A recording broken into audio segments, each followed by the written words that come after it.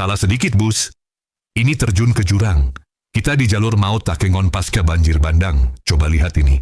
Ini bukan sirkuit off-road, tapi ini adalah jalur utama Takengon pasca banjir besar kemarin.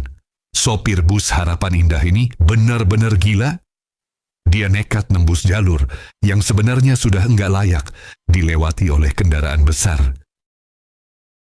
Lihat betapa sempitnya sisa jalan di pinggir jurang itu. Sedikit saja ban slip, habis sudah.